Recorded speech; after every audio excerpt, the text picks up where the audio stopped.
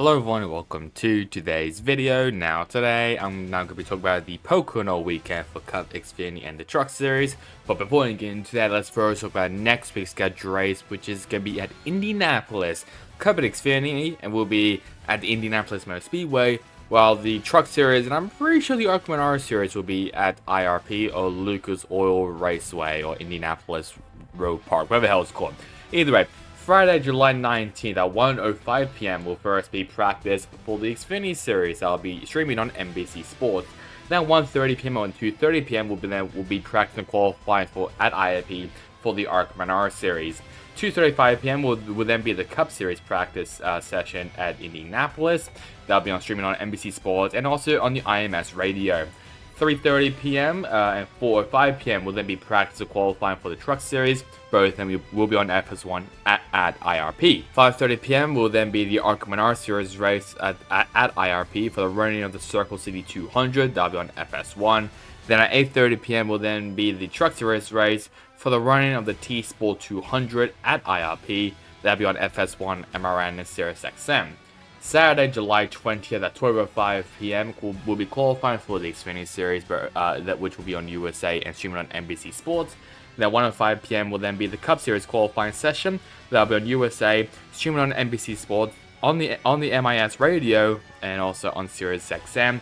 Then at 3:30 p.m. will then be the Xfinity Series race for the running of the Pennzoil 250. That'll be on USA, streaming on NBC Sports, IMS Radio, and Sirius XM. And then Sunday, July 21st at 2:30 p.m. will then be the NASCAR Cup Series race for its return of the Brickyard 400. That'll be on NBC, streaming on NBC Sports, IMS Radio, and Sirius XM.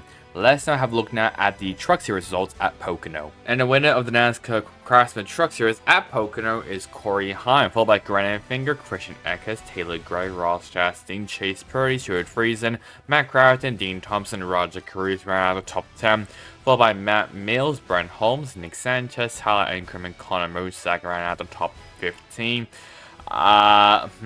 This race was affected by rain. So that's the reason why it ended pretty early, I'm pretty sure. So yeah, it didn't. Actually, no, never mind. Maybe it didn't. I actually have no idea. But it looked like it went the full distance, which is good. But it was heavily affected with rain. And also, I did not know this race was on. I had no idea. That is how boring and unforgettable this race is.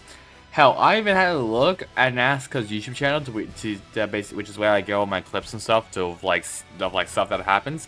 There's been four videos of the Truck Series.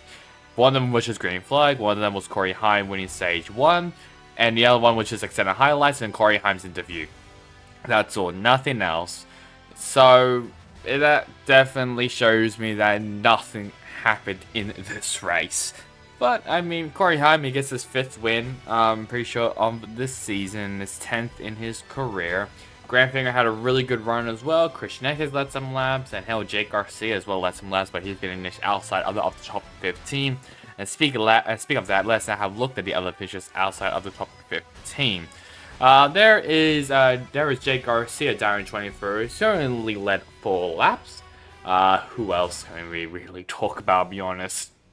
I mean, maybe Steven Malozzi, transmission problem, and Spencer Boy, pretty sure had a hub problem maybe, and maybe like wheel hub, I'm not really too sure, but yeah, that was nothing, that was legit nothing that happened in this race. So let's now have a look now at the Truck Series standings. Let's have a look now at the standings now for the Truck Series. Christian Eckes is still in the lead somehow, only by 32 points over Corey Heim. Followed by Nick Sanchez, Ty Majeski, Roger Caruth, Tyler Ankrum, Grant Finger, Taylor Gray, Ben Rose, and Daniel Dye ran out of the top 10. Followed by Tanner Gray, Stuart Friesen, Matt Crafton, Chase Purdy, and Jay Garcia ran out of the top 15. The biggest mover was definitely Grant Finger, who moved up 2 spots, while the biggest losers were Taylor Gray, Ben Rose, and Tanner Gray, all of them moving down 1 spot. Let's now have a look now at the Xfinity Series results at Pocono. And the winner of the NASCAR Xfinity Series at Pocono is Cole Custer, followed by Justin Allgaier, William Byron, Sheldon Creed, Taylor Gray, AJ Allmendinger, Austin Hill, Parker Kligman, Sammy Smith, and Sam May ran out top 10. followed by Riley Herbst, Ryan Sieg, Brennan Jones, Anthony Alfredo, and Chandler Smith ran out the top 15. Well, let's first start off with Shane Gisbergen. I don't know why I always have to talk about him every single video, but I guess I have to here, as he actually spun out with 8 laps to go thanks to some help from Sam Mayer, and he was right up in the top 10 for basically the last half of the race and was looking for a possible top 10 finish, and obviously got dumped there by Sam Mayer. I'm pretty sure it was pretty sure as well, according to an interview he got dumped by someone else as well. So really unlucky there though for Van Gisbergen, who has improved over time on ovals and stuff. But I mean, I thought Pocono was going to be a good race for him. It's extremely wide and it's not really an oval. It's more like I mean, it is a triangle. So I thought it was going to be alright, but yeah, it was very disappointing there for Van Gisbergen. I do feel bad for him. But the main one actually was after the race. It was Chandler Smith having a conversation with Sam Mayer. Now, I did have a little sift through the extended highlights of the Xfinity Series race, and I can't find anything that Chandler Smith was really mad about. I mean, I generally have no idea. So, I don't know why Chandler Smith was that mad on Sam Mayer. I generally have no idea. Like, maybe there's some contact between those two. I don't think there was even a caution that, like, Chandler Smith, you know, spun, or Sam Mayer spun out Chandler Smith or something. Maybe something happened on the final lap. That's why you see, like, Sam Mayer in front of Chandler Smith. I have no idea.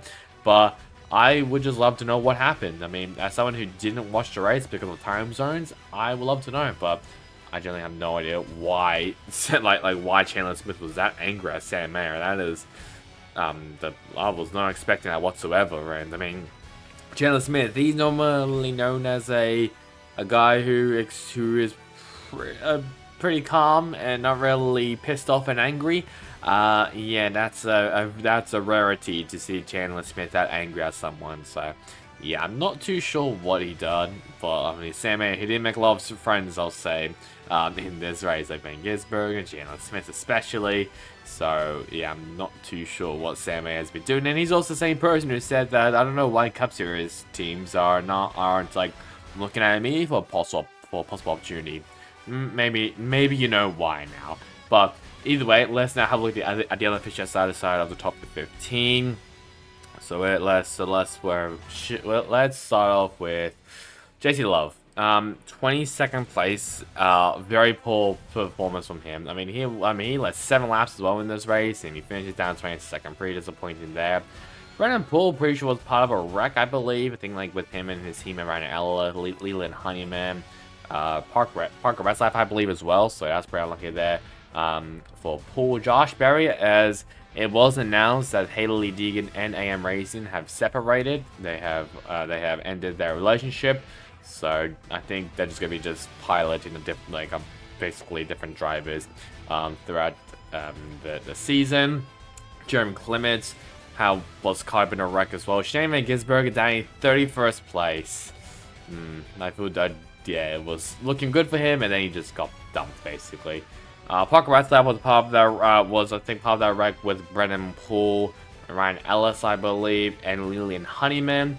Blaine Perkins retired because of suspension. Stephen Malozzi for the 2nd day in a row, engine problem. Ryan Ellis, accident. Josh Blicky also had an electrical problem. And on lap 1, Dawson Cram basically spun out and gave up, and that really ended his race as well.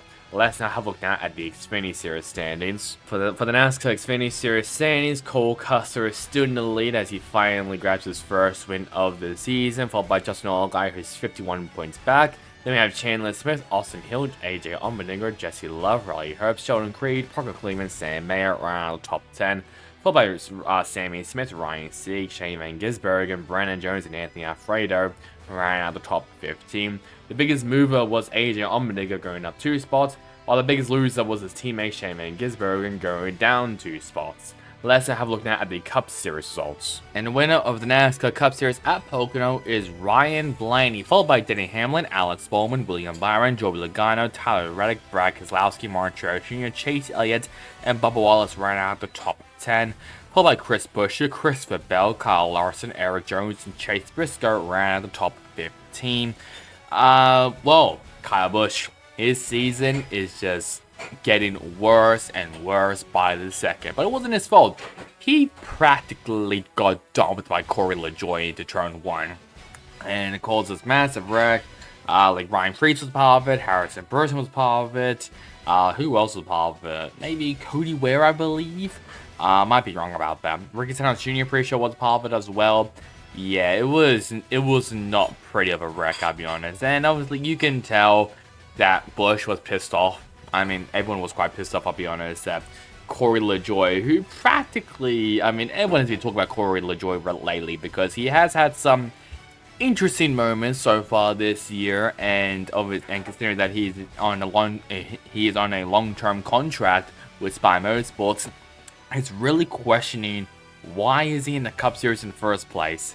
Like, what's the point of him? I guess maybe he brings new fans into the series because of his podcast Stacking Pennies, or I don't know. Generally, I have no idea because I mean he only has what, like, one win in the ARCA Menara series. He was very mediocre in the Trucks and Xfinity series, and he's still mediocre in the Cup series. I still remember when, in my first ever, I guess my first introduction to Corey LaJoie was when he wrecked himself with BK Racing in 2017, I believe, at the Daytona 500. It was not good for Corey LaJoie back then. He still isn't that. It's still not the best, I'll be honest as well. I mean, obviously, yes, his father, Randy LaJoie, is an Xfinity Series champion. But, I mean, he's not really showing or really carrying the LaJoie name in a good way, I'll be honest. So, there is being a lot of question marks of why Corey LaJoie is in the Cup Series now, especially. So, not a lot of people, not a lot of fans really like, I'll be honest, I can understand. I mean, hell, he bloody ran the Trump car in 2020. That is really saying something. But let's now have a look at the other fishers outside of the top 15. If I can actually scroll down, there we go. There's Corey LaJoie down in 19th place. Really good, still not really good day for him. AJ Allmendinger, I'm pretty sure as well, spun out at some point and recovered to finish 21st, which is alright, but to be fair, everyone else just retired. Michael McDowell, I'm pretty sure he was caught up in a wreck. I think he hit the wall at some point. Daniel Hemrick had a suspension problem. Cody Ware overheating. Ty Gibbs, the most dominant car, well, one of the dominant cars of the day, had an engine problem. I'm pretty sure on the final restart, I believe. Jonathan Nemechek, Zane Smith, Ryan Preece, Harrison Burton, Kyle Busch, Ricky Stenhouse Jr., all of them with an accident. I think Nemechek and Smith, they had a 7-1. I'm pretty sure Preece, Burton, Busch, and Stenhouse, they were all in that same wreck. Todd Gilliland also had an incident, I'm pretty sure by himself. I think he hit the wall. JJ Ailey, fuel pump problem. Ross Chastain crashed at the end of stage 2.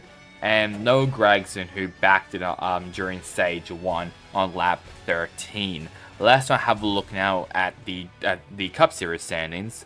And this is now what the Cup Series standings now looks like. Chase Elliott is now your new regular season points leader, only 3 points over his teammate Kyle Larson. Followed by Tyler Reddick, Denny Hamlin, William Byron, Martin Truex Jr., Ryan Blaney, Christopher Bell, Brad Keselowski, Alex Bowman round out the top 10. Then we have Ty Gibbs, Chris Buescher, Ross Chastain, Joey Logano, and Bubba Wallace round out the top 15.